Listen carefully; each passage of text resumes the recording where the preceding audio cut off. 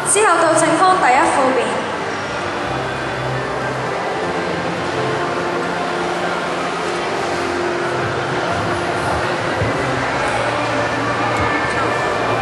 是咪？主席、評判、在座各位，大家好。頭先聽完友方同學開辯所言呢，我見唔到準則，但係呢，我就見到有好多嘅擔憂。當中其實我發現呢，友方同學你都好關注到保障嘅呢一個問題㗎。其實我哋見到的確，我哋需要為呢一班低收入人士嚟帶嚟更大嘅保障。但係友方同學今日擔心嘅係啲乜嘢呢？佢就係擔心到，如果我哋實行咗最低工資之後，可能相對地會對呢一班人士帶嚟更大嘅剝削。但係呢啲問題係咪又會必然發生呢？例如參考下外國嘅例子，英國、美國、日本等地有唔少嘅成功例子。亦正如美國嘅著名學者胡格同埋卡德曾經喺研究之後指出，其實呢一個最低工資制成立咗之後，只要金額係合理嘅話，根本係唔會構成失業率嘅上升。咁今日友方同學，你到底憑乜嘢去斷定失業率必然會上升呢？再者，係咪因為今日有失業率上升嘅問題，所以我哋連呢一個保障都唔做？係咪因為擔心、因為驚，所以我哋就啞忍呢一班嘅低層勞工，於是一度喺度飽受剝削，連基本生活都維持唔到嘅時候，我哋今日係咪單單坐以待斃，就可以將呢啲問題迎刃而解？即使我今日退一步，跳入友方同學你嘅邏輯當中，針對呢一啲嘅失業問題，其實我哋可以為呢一班嘅基層勞工，政府可以做嘅就係去提供一啲再培訓嘅計劃，令到佢哋去增值自己。中小企方面，我方今日唔係冇顧及到嘅，我哋可以提供各類型嘅金額資助。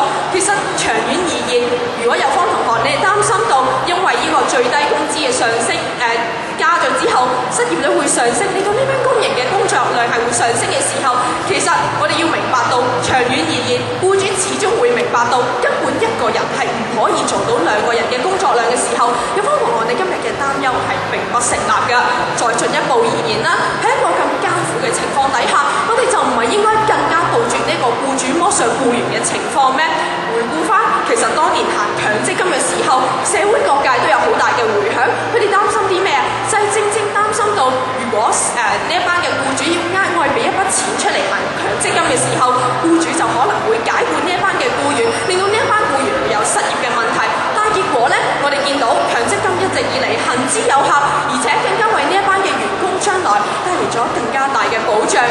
今日嘅關鍵係在於我哋雙方到底係需唔需要呢個社會為呢一班人提供一個保障。亦正如我方開辯曾經講過，世界各地80幾個國家已經設立咗最低工資。我相信佢哋設立最低工資嘅時候，明白到當中背後嘅問題，比你同我都更加清楚。但係點解佢哋依然會行？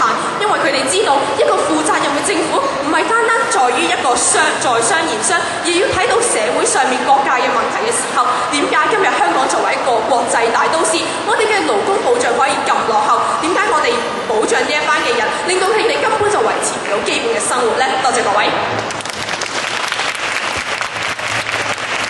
正方第一副辯用咗3分06秒時間，冇過時無需扣分。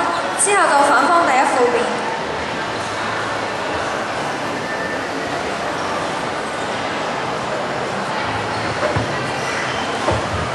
是咪？主席、評判、友方同學，在座各位大家好。其實我方今日同友方同學一樣，個目標都係為咗幫助呢一班基層嘅市民，好希望佢哋可以得到佢哋生活所需嘅一啲嘅金錢去支持佢哋生活所需。但係友方同學就完全忽視咗現時所有嘅數據同埋所有實證，去證明點解呢個計劃係最低工資係完全幫助唔到呢班基層市民。首先，我方再重申，定下呢個最低工資必然會導致好大部分嘅人去失業。頭先友方同學提到，可能美國有啲例子，佢哋話訂立一個合理嘅工資就會失業嘅問題唔係太嚴重。但係佢哋所講嘅合理工資係咩啊？就係市價。如果佢哋訂立一個即其實係冇一個最低工資跟埋市價，又或者同市價根本出入唔大嘅話，當然失業率就唔係太嚴重啦。但係幫到基層市民嘅又係有幾多呢？科技大學商學院經濟系教授雷鼎鳴先生曾經講過，佢作出一個預測，如果將香港呢個最低工資定喺6000蚊，一個月薪係6000蚊嘅話，佢預計將會有20萬人喺香港會失業。如果每增加100蚊嘅話，失數更加會再升上2萬。而根據美國國家經濟研究局報告顯示，如果最低工資嘅薪金每上升10%，失業率就會上升4至16%。我哋咁樣見到，其實喺國際嘅層面上面嚟講，所有國家去推行呢個最低工資個效果都唔顯著，甚至可能會令到基層市民受害添。因為當僱主去考慮，佢見到薪金嘅上升嘅時候，佢可能會佢好大機會其實係會考慮去裁員，而裁員係裁邊一班人呢？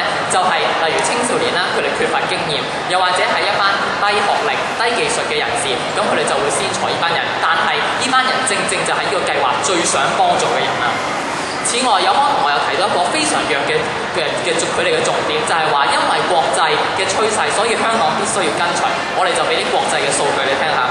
國際經濟組織研究，佢哋作出一個國際性嘅研究，佢哋表示發現原來最低工資係唔能夠幫助解決貧富懸殊嘅問題，甚至係令青少年一啲低技術弱勢嘅社群，佢哋嘅就業水平大大下降。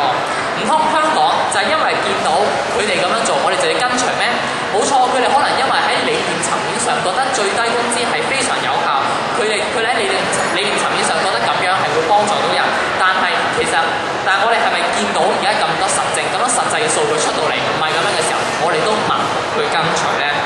最後，我要求有方同學去提供一個好實在嘅最低工資嘅一個框架。究竟你哋係涵蓋所有行業，一定係每個行業逐一個定？因為呢兩種唔同嘅方法都會引嚟好多唔同嘅問題。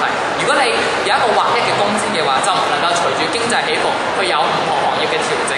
但係如果每一個行業都定嘅話，亦都會令到我哋唔知邊一個行業比較危險，而要俾更多嘅工資。請有方同學詳細解釋，多謝大家。反方第一副辯用咗3分鐘08秒時間，冇過時，無需扣分。